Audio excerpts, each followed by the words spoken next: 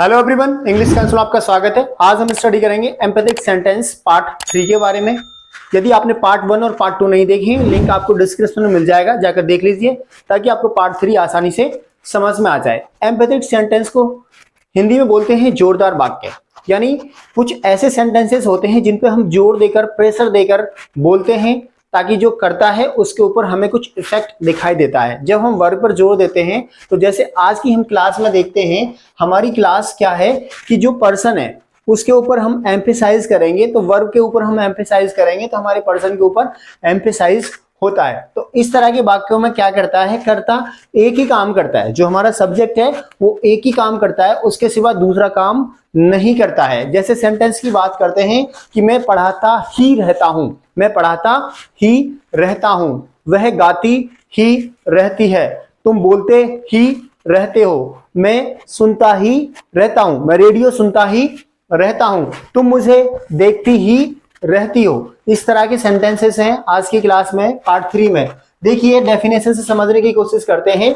It is understood from the such sentences, इस तरह के वाक्यों से क्या समझा जाता है कि इस तरह के वाक्यों में क्या बोध होता है, that the subject of the sentence, जो हमारा सब्जेक्ट है, जो वाक्य का सब्जेक्ट है, डज नॉट डू एनीथिंग, यानी doesn't do any other work, कोई दूसरा काम नहीं करता है एक्सेप्ट वन वर्क, यानी जो हमारा सब्जेक्ट है, जो हमारा करता है, वो कुछ और काम नहीं करता है एक्सेप्ट वन वर्क है, यानी वो एक ही काम करता है। तो इस तरह के सेंटेंस को बनाने के लिए फॉर्मूला हमारे पास में क्या होता है, सबसे पहले हमारा आता है सब्जेक्ट, जो हमारा पर्सन होता है, सब्जेक्ट ही शी इट्स जो भी होगा, या तो हमारा पर्सन कैसा होता है, या तो सिंगुलर होगा या प्लूरल होगा।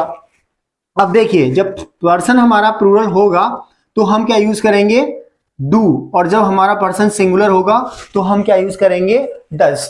और रही बात पास्ट की, जो हम पास्ट में चाहे हमारा पर्सन सिंगुलर है चाहे प्लूरल है, उसके साथ हम क्या यूज करते हैं, डिड यूज करते हैं। उसके जस्ट बाद हम क्या यूज करेंगे, जस्ट बात करेंगे नथिंग व्हाट, उसके बाद क्या यूज करेंगे हम, नथिंग व्हाट। उसके बाद यूज करते हैं हम प्लस वर्ब की फर्स्ट फॉर्म आप बोल सकते हैं, जिसको हम बोलते हैं इन्फिनेटिव विदाउट टू, यानी इन्फिनेटिव विदाउट टू यहाँ पे हम यूज करते हैं नथिंग बट के बाद। जैसे कि आपको पता है इन्फिनेटिव दो टाइप के होते हैं, नंबर 1, ठीक है, विदाउट टू और विद टू, यानी बेयर इन्फिनेटिव और टू इन्फिनेटिव। इस तरह से यहाँ पे हम क्या यूज करेंगे, विदाउट यानी बेयर इन्फिनेटिव हम यूज करेंगे जो अपना बिना टू के होता है। सेंटेंस से समझने की कोशिश करते हैं। पहला सेंटेंस है, वह मुझे देखती ही रहती है, वह मुझे देखती ही रहती है। तो रहती है से पता चलता है कि हमारा जो सेंटेंस है वो किस में है, प्रेजेंट में है। तो रहती है, ताहे तीहे ते हैं, इस तरह के सेंटेंस वाक्य में आते हैं हमारे क्रिया के अंत में, तो उससे हमें पता लग जाता है कि हमारा जो सेंटेंस है वो किस में है, प्रेजेंट में है। तो जब प्रेजेंट में है तो डू या डज में से लगाएंगे, डिड तो हम बिल्कुल भी नहीं लगाएंगे क्योंकि प्रेजेंट में है। अब ये देखना है हमारा जो सब्जेक्ट है वो सब्जेक्ट क्या है, वह है, वह को हम बोलते हैं शी। तो सी किस में आता है, हमारे सिंगुलर सब्जेक्ट में। तो जब सिंगुलर सब्जेक्ट में शी आता है तो इसमें से हम क्या लगाएंगे, डज लगाएंगे। तो वह की इंग्लिश क्या होती है, शी, और सी के साथ हम क्या लगाते हैं, डज। तो उसके बाद सेंटेंस कैसे बनाएंगे, शी डज नथिंग व्हाट, वह देखती ही रहती है, किसको, मुझे, लुक एट मी, यानी वह मुझे देखती ही रहती है, she does nothing what look at me, what look at me, वह कुछ नहीं करती है सिवाय देखने के, तो she does nothing but look at me. अगला सेंटेंस है, वह खिलखिलाता ही रहता है, वह खिलखिलाता यानी हंसता ही रहता है, he does nothing, he does, ही हमारा क्या है, सिंगुलर सब्जेक्ट है, तो सिंगुलर के साथ में क्या यूज करते हैं हम, डज यूज करेंगे। तो ही does nothing but laugh, what laugh, या गिगल भी आप बोल सकते हैं। खिलखिलाने के लिए आप क्या बोलते हैं, गिगल, यानी भद्दी हंसी हंसना। गिगल का मतलब क्या होता है, भद्दी हंसी हंसना। तो वह खिलखिलाता ही रहता है, he does nothing but laugh या गिगल, वह खिलखिलाता ही रहता है। अगला सेंटेंस है, मैं पढ़ाता ही रहता हूं, और मेरा काम है पढ़ाना, मैं कंटिन्यू पढ़ाता रहता हूं, मैं और कुछ नहीं करता, मैं केवल पढ़ाता ही रहता हूं, ठीक है, यहां पढ़ाऊं या स्कूल में पढ़ाऊं, तो मैं पढ़ाता ही रहता हूं।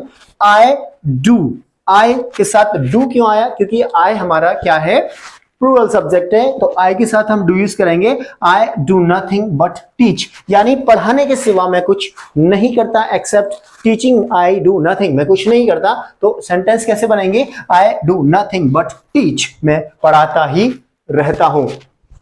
अगला सेंटेंस है वे शतरंज ही खेलते रहते हैं, यानी चेस ही खेलते रहते हैं, वे शतरंज ही खेलते रहते हैं, यानी वो और कुछ नहीं करते, सारे के सारे दिन क्या है, शतरंज खेलते रहते हैं। तो वे के लिए क्या लगाते हैं हम? दे, और दे हमारा क्या है? प्लूरल है, तो प्लूरल के साथ हम क्या लगाएंगे? डू। तो they do nothing but play chess, वह कुछ नहीं खेलते, केवल चेस खेलते हैं, यानी वह शतरंज ही खेलते रहते हैं। They do nothing but play chess. मैं तुम्हें याद करता ही रहा। अब देखिए, मैं तुम्हें याद करता ही रहा, यहां पे क्या है? रहते, रहता हूं, रहता है, ठीक है। तो इस कंडीशन में अब यहां पे क्या है? रहा, यानी पास्ट की बात रही। अब याद नहीं करता हूं मैं, याद करता रहा, तो पास्ट में चला गया। तो पास्ट में हमने क्या बताया था? हम यूज करेंगे डिड, चाहे हमारा पर्सन सिंगुलर हो चाहे प्लूरल हो, उसके साथ हम डिड यूज करेंगे। तो मैं तुम्हें, अब मैं क्या है? यहाँ पे सब्जेक्ट है आई, सब्जेक्ट क्या है? आई। मैं तुम्हें याद करता ही रहा, यू ऑब्जेक्ट है, मैं तुम्हें याद करता। याद करना क्या होता है? मिस करना, मैं रिमेंबर करना, मिस करना। तो मैं तुम्हें याद करता ही रहा, तो I did nothing what, I did nothing but miss you, मैं तुम्हें याद करता ही रहा, I did nothing but miss you. अगले सेंटेंस से और समझने की कोशिश करते हैं, क्लियर हो जाएगा। वह बक बक करती ही रही, बक बक करती ही रही, गॉसिप करती रही, ठीक है, नॉनसेंस बकती रही। तो क्या बोलेंगे? वह बक बक करती ही रही। तो वह के लिए लगाते हैं हम शी, और पास्ट में डिड आ गया, तो शी डिड नथिंग बट, उसने कुछ नहीं किया सिवाय टॉक रविश, यानी बकवास करने के, यानी बकबक करने के सिवा उसने कुछ नहीं किया। तो सेंटेंस क्या बना? वह बकबक करती ही रही, she did nothing but talk rubbish, वह बकबक करती ही रही। अगला सेंटेंस है हम आपका इंतजार ही करते रह गए। आपके यहाँ पे कोई गेस्ट आना था, उसने बोला ठीक है मैं आ जाऊंगा, लेकिन आप उसका इंतजार करते रह गए, वो नहीं आया। तो आप क्या बोलेंगे?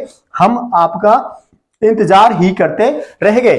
वी डिड नथिंग, यानी हमने कोई और काम नहीं किया। We did nothing but wait for you, हम आपका इंतजार ही करते रह गए। We did nothing but wait for you. अगला सेंटेंस है वह मुझसे झूठ बोलती ही रही, वह मुझसे झूठ बोलती रही, मैं उसे पूछता रहा, मुझे सच्चाई उसकी पता लग गई, इसके बावजूद भी वह मुझसे क्या है? झूठ बोलती ही रही। She did nothing but tell a lie to me, tell a lie to me मतलब मुझसे झूठ बोलती ही रही। She did nothing but tell a lie to me. अगला सेंटेंस है सारे दिन तुम मेरा मजाक बनाते ही रहते हो, तुम मेरा मजाक बनाते ही रहते हो, प्रेजेंट का है, तो यू डू नथिंग बट, तुम कुछ नहीं करते हो सिवाय किसके? मेक फन ऑफ मी, मेरा मजाक बनाने के सिवाय। कब? पूरे के पूरा दिन, all day long. All day long का मतलब क्या होता है? पूरा दिन, सारे की सारा दिन, यानी थ्रू आउट द डे। तो सारा दिन तुम मेरा मजाक बनाते ही रहते हो। तो you do nothing but make fun of me all day long, यानी तुम सारे के सारे दिन मेरा मजाक ही बनाते रहते हो। तो गाइस यही आज की हमारी क्लास थी, एम्पैथेटिक सेंटेंस, जोरदार वाक्य। यदि आपको क्लास अच्छी लगी हो तो हमारी वीडियो को लाइक करें, चैनल को सब्सक्राइब करें और अपने दोस्तों में शेयर भी करें, ताकि हमारी इस वीडियो का फायदा आपके दोस्त भी उठा सकें। Thank you, thanks for watching English council. Thank